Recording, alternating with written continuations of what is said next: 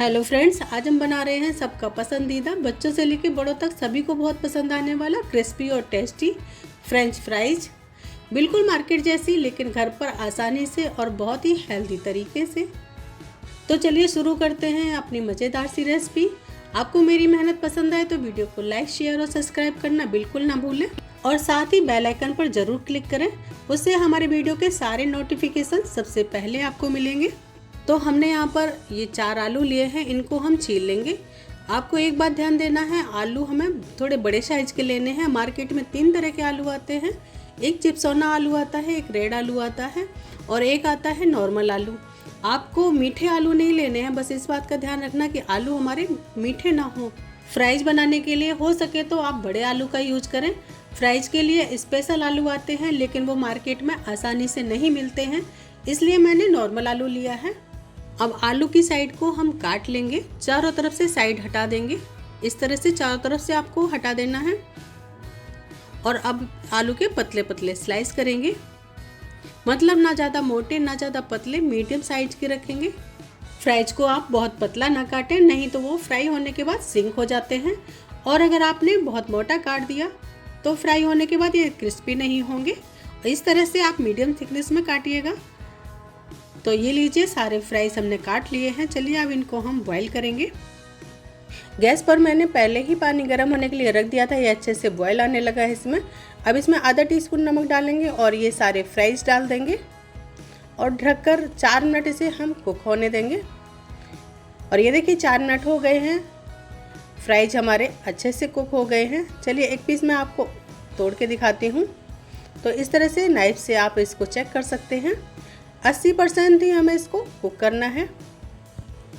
और ये देखिए फ्राइज हमारे अच्छे से बॉयल हो गए हैं। चलिए अब इनको हम निकाल लेते हैं और इनको ठंडा करेंगे। हमें फ्राइज का पानी पूरी तरह से सुखाना है, तो हम एक कपड़े पर इनको डालकर ठंडा करेंगे। इस तरह से चारों तरफ अच्छे से फैला दीजिएगा।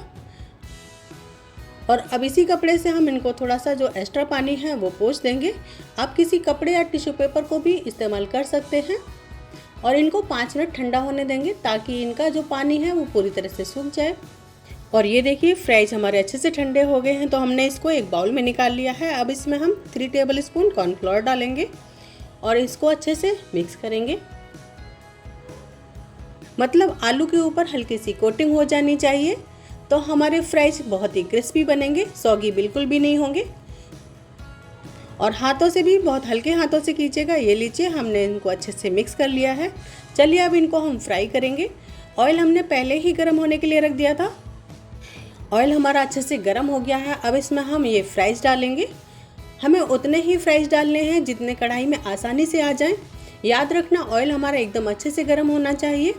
और आप टाइमर लगा लेना, सिर्फ 1 से 1.5 मिनट ही आपको इनको उलट पलट कर फ्राई करना है।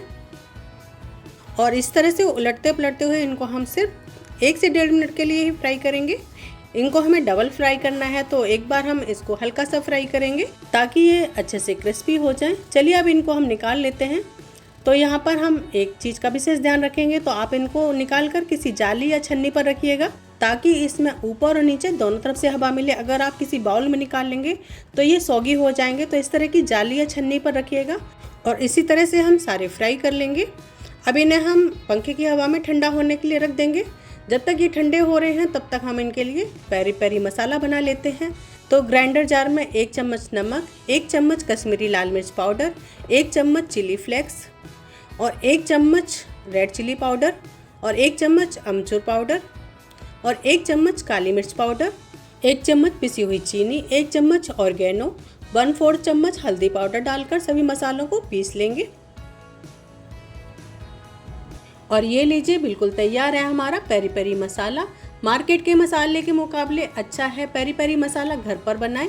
अब आप सोच रहे होंगे कि वो कैसे, तो दोस्तों मार्केट में इसमें अमचूर पाउडर की जगह पे साइट्रिक एसिड डालते हैं और भी कई चीज़ें यूज करते हैं, तो हुआ ना मार्केट से अच्छा। आप इसमें गार्लिक पाउडर और ऑनियन पाउडर भी डाल सकते हैं। तो चलिए फ्राइज हमारे ठंडे हो गए हैं, तो इनको हम डबल फ्राई करेंगे। तो इस तरह से थोड़े थोड़े से आप डालकर फ्राई कर लीजिएगा। फ्राइज डालने से पहले गैस की फ्लेम को हाई रखिएगा और तेल हमारा अच्छे से गर्म हो जाए उसके बाद फ्राइज डालिएगा। और डालने के बाद गैस की फ्लेम को मीडियम कर दीजिएगा और इस तरह से 3 से 4 मिनट आप इसको फ्राई कर लीजिएगा।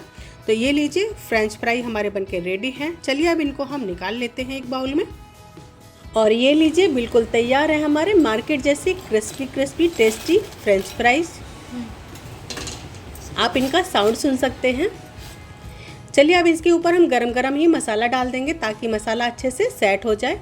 और मसालों को इस तरह से टॉस करते हुए मिक्स कर लीजिएगा। आप इनका साउंड सुन सकते हैं कितने क्रिस्पी बने हैं हमारे फ्राइज।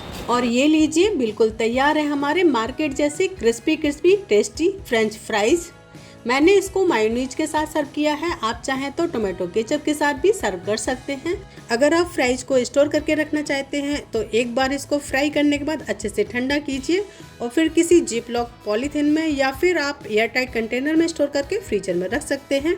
और जब भी फ्राइज खाने का मन करे तो फ्रीजर से इन्हें निकालिए और तुरंत ही इनको फ्राई कीजिए और एंजॉय करें। तो देखा आपने, ये थे हमारे सिंपल स्टेप वाले फ्रेंच फ्राइज, एकदम हेल्दी और टेस्टी। तो दोस्तों मैं तो जा रही हूँ इसे खाने, आप भी मेरी तरह से बनाइए और खाइए और कमेंट और लाइक ज़रूर कीजिएगा। तो मिलते हैं एक और नई रेसिपी के साथ, तब तक के लिए राधे राधे।